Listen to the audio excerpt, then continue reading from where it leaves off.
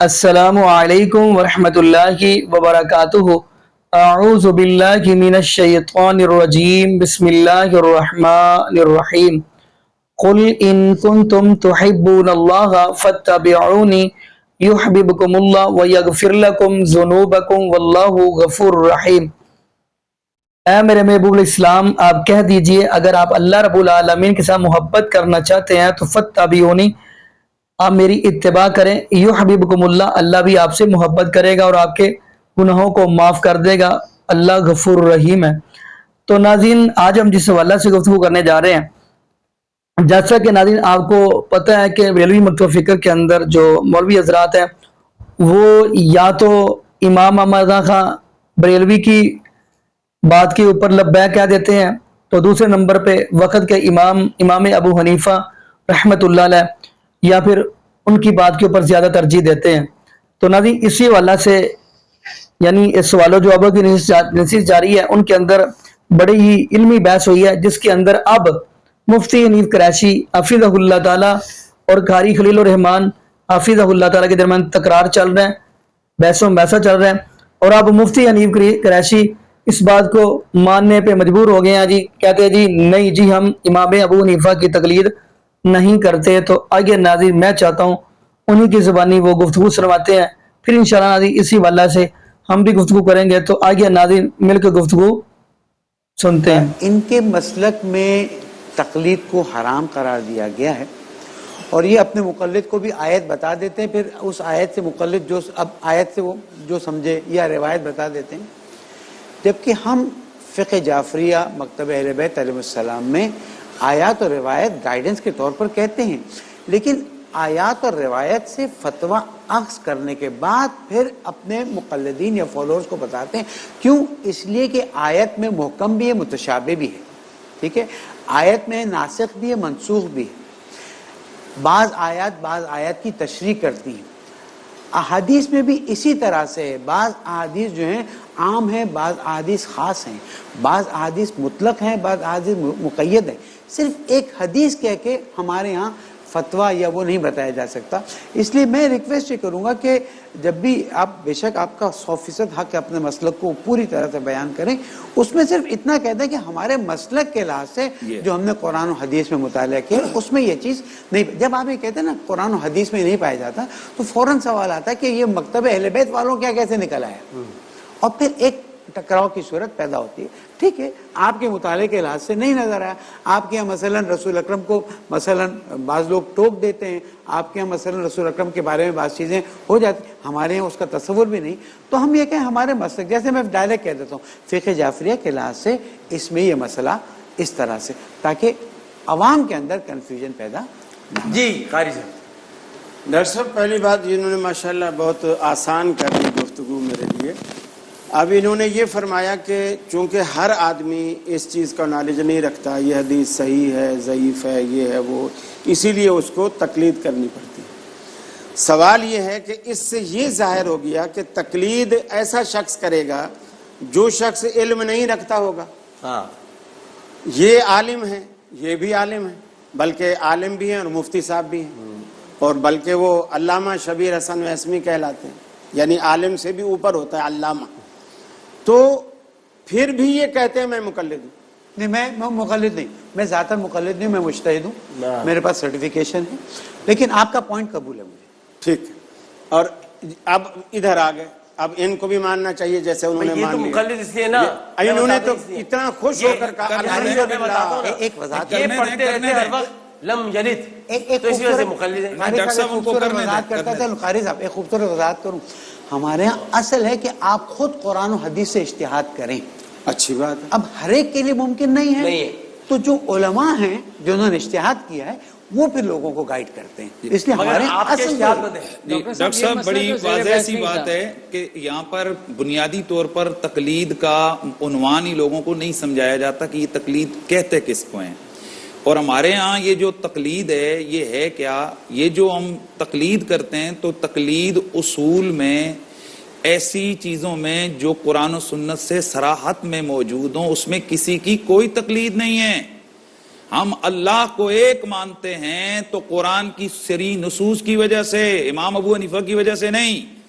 ہم اگر 5 نمازیں مانتے ہیں، اگر ہم باقی جو ضروریات دین ہیں ان کا عقیدہ رکھتے ہیں تو امام ابو حنیفہ کی وجہ سے نہیں. اللہ کی تقلید کرتے ہیں ایکچولی. نہیں ڈاکٹر صاحب، میری بات میری ہے نا. میں پوچھ رہا ہوں. ہم لوگ قرآن و سنت کی جو صریح نصوص محکم چیزیں موجود ہیں وہ اس سے استدلال ہوتا ہے.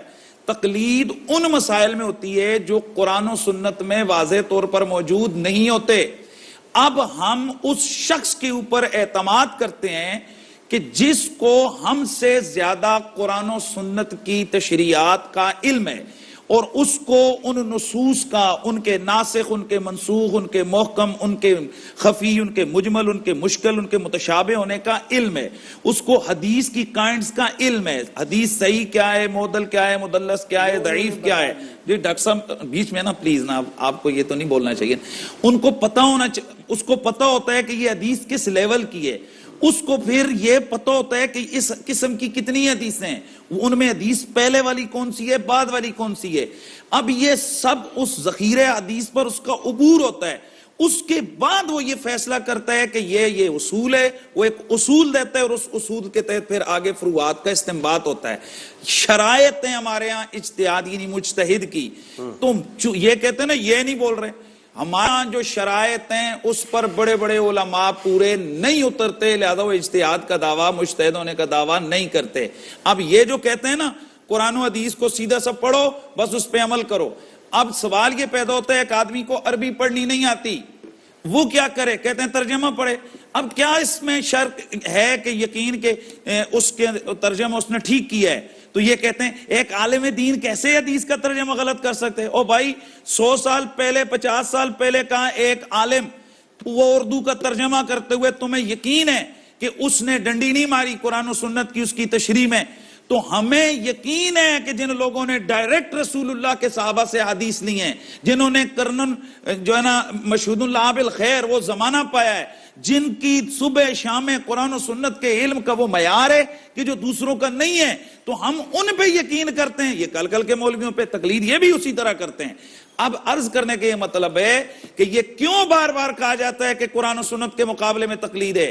تقلید قرآن و سنت کے مقابلے میں نہیں ہے.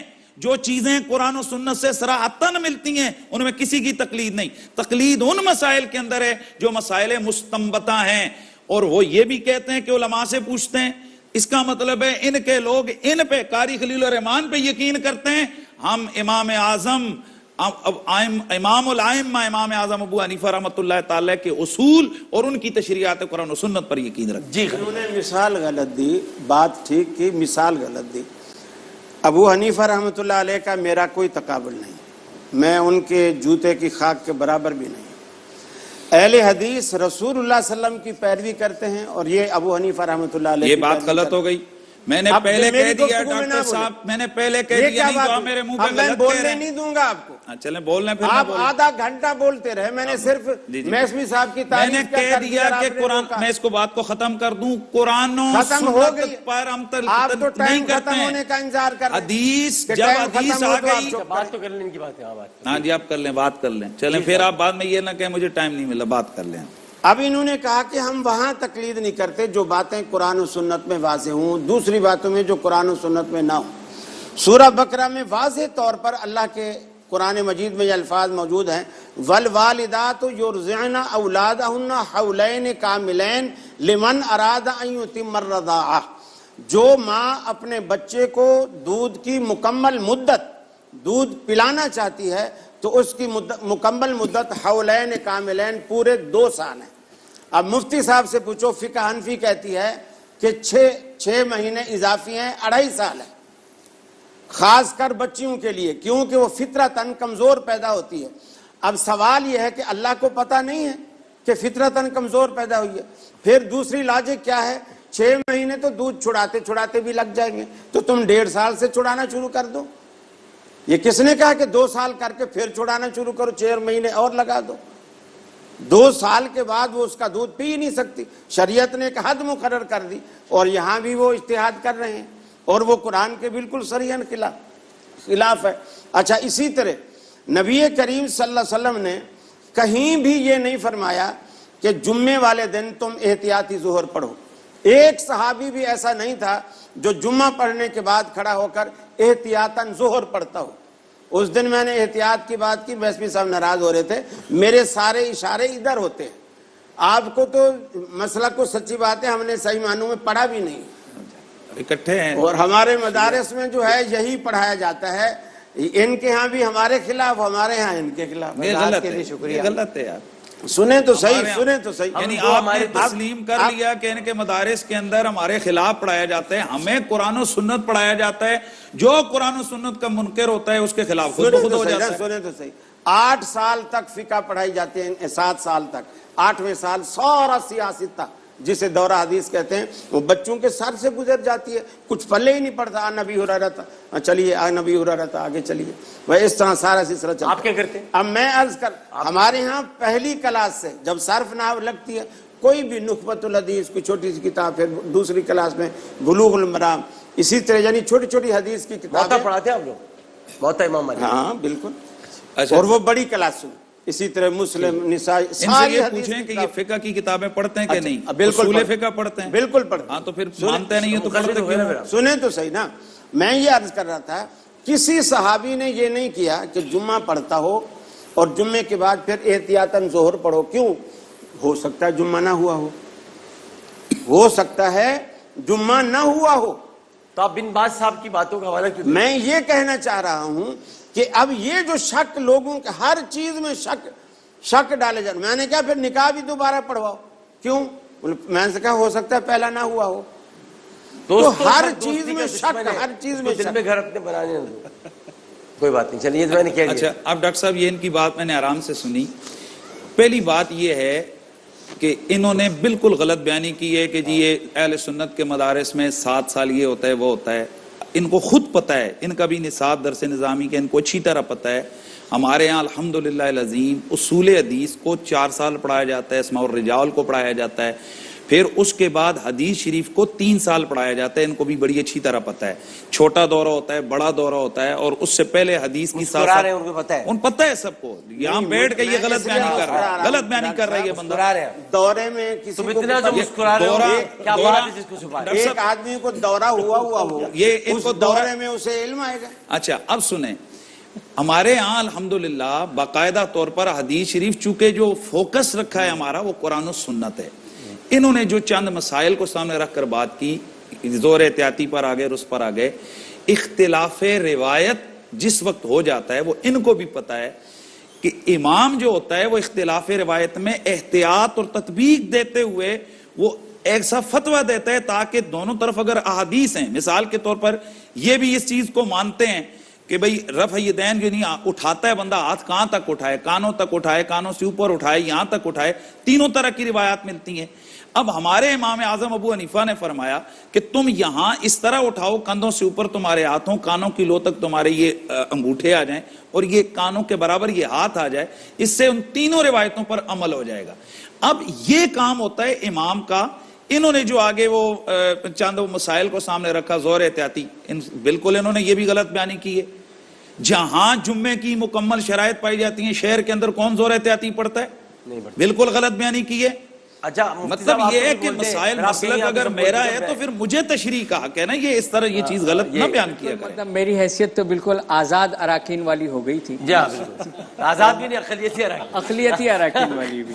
خیر بہرحال ایک لطف کی بات یہ ملی کہ ہم ویسے تو فزیکلی ریسلنگ دیکھتے رہے, آج ہم نے قولی ریسلنگ بھی دیکھی. میں یہاں پر ایک بات کہوں گا کہ جو قاری خلیل صاحب نے کہا مدت رضاعت, ہم بھی مسلک دیوبند کے لوگ فقہ حنفی کو فالو کرتے ہیں. مدت رضاعت 2 سال. 2 سال کے بعد ایک دن بھی ہم الاؤ نہیں کرتے, اجازت نہیں دیتے کہ اگلے جیسی, اور قمری اعتبار سے 2 سال. تو 2.5 ماہ کیوں لکھا ہے پھر آپ؟ جی 2.5 ماہ کیوں لکھا ہے؟ نہیں لکھا, کہہ رہے لکھا ہے. نہیں وہ تو مدت رضاعت. نہیں میں یہ کہہ رہا ہوں, یہی کہہ رہا ہوں کہ میں فقہ کی کل وہ عبارت ان کو لا کے دوں. تو وہ جن کے فقہ کی ہے ان پر بات کی جائے نا, ہمارے فقہ کی نہیں ہے تو یہاں پر بات ہو ہی نہیں رہی. فقہ حنفی کی. وَحَمْلُهُ وَفِصَالُهُ 30 شَهْرًا. فقہ جعفری کی بات نہیں کر رہا, فقہ حنفی کی بات. فقہ جعفری میں 2 سال ہے بھائی. فقہ جعفری میں بالکل 2 سال ہیں، اور فقہ جعفری میں آسانی یہ ہے کہ جب یہ ہمارے پاس آیت آ گئی تو پھر تو 2-2.5 سال ہو ہی نہیں سکتی نا. آیت بالکل کل آپ واضح لائیں ہے، گے 2.5 حولین سال کاملین نہیں. کل آپ 2.5 سال لکھا ہوا لے کے آئے میں حاضر، بس. یہ میرے ذمہ. اس کا جواب اگر انشاءاللہ کسی- ہم دیں گے. پھر آپ دیجیے گا. آرام سے اگر کسی بالکل آرام سے ناواقف دیں گے. آدمی نے یہ پھر چھوڑ 2.5 سال ڈالیں گے، لکھ دیا، مکمل ہو گیا. اگر کسی ناواقف آدمی نے 2.5 سال لکھ دیا تو یہ اس کی ناواقفیت پہ جائے گا، پورا فقہ ریپرزینٹ نہیں ہو رہا. واقف لوگوں نے نہیں ڈاکٹر اب صاحب، کل آئے گا نا، ڈاکٹر صاحب اس پہ یہ پوری اصولی بحث ہے. ڈاکٹر صاحب اپنا مفتی صاحب میرے خیال میں کیا یہ انشاءاللہ کل جس طرح یہ کہہ رہے ہیں نا، یہ وہ عبارت لے کے آئیں گے انشاءاللہ، اس پر گفتگو ہوگی. وقفہ لیتے ہیں، وقفے کے بعد حاضر ہوتے ہیں سامنے منظور. کل انشاءاللہ. کل بات ہوگی. اس کو بتائیں گے کہ یہ جی دو- ناظرین، آپ نے یہ ویڈیو ملاحظہ فرمائی. تو ناظرین، جب کہ قرآن نے واضح یہ بات کہہ دی ہے کہ اگر آپ اللہ رب العالمین کے ساتھ محبت کرنا چاہتے ہیں تو فاتبعونی، آمینہ کے لال جناب محمد رسول اللہ صلی اللہ علیہ وسلم کی اتباع کرنی پڑے گی. تو ناظرین، جہاں پہ قرآن حدیث کی بات آ جائے یہاں، تو ہمیں قرآن حدیث کو فالو کرنا ہے، کسی امام کی بات نہیں چلے گی. جیسا کہ ناظرین، بلکہ یہاں تک کہ میں ایک بات کہہ دوں، تمام جو امام ہیں، جتنے بھی امام گزرے، انہوں نے یہ بات کہہ دی، اگر ہماری بات اللہ کے قرآن اور نبی پاک صلی اللہ علیہ وسلم کے فرمان کے ساتھ ٹکراتی ہے تو آپ ہماری باتوں کو دیوار کے ساتھ مار دے. یہ تمام وقت کے اماموں نے یہ بات کہی ہے. تو ناظرین، جب قرآن اور حدیث ہے تو ہمیں قرآن حدیث کو ہی فالو کرنا چاہیے. تو یقین مانیے، نبی پاک صلی اللہ علیہ وسلم کے صحابہ نے اگر اتباع کی ہے تو محبوب علیہ السلام کی اتباع کی ہے. اب ناظرین، یہ تو ہو گئے وقت کے امام. اب آپ کو میں حدیث سنانے جا رہا ہوں، غالباً یہ سنن ابو داؤد کے اندر حدیث ہوگی یا جامع ترمذی کے اندر اور کتاب الحج کے اندر یہ حدیث آپ کو مل جائے گی. حضرت عبداللہ بن عمر رضی اللہ تعالی عنہ، یہ حضرت عمر ابن خطاب رضی اللہ عنہ کے بیٹے ہیں عبداللہ بن عمر.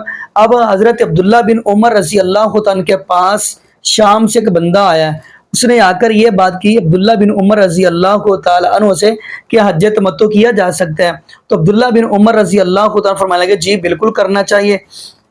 آگے تو وہ جو شام سے بندہ آیا وہ کہتا نہیں جی، آپ کے ابو حضرت عمر ابن خطاب رضی اللہ تعالیٰ فرماتے ہیں کہ نہیں کرنا چاہیے. تو عبداللہ بن عمر رضی اللہ تعالیٰ نے بڑی کمال کی بات کی. کہنے لگے کہ آنے والے کو کیا کہنے لگے؟ کہنے لگے بات ذہن میں بٹھا لے، ایک طرف میرے محبوب علیہ السلام کی بات ہو اور ایک طرف میرے ابو کی بات ہو.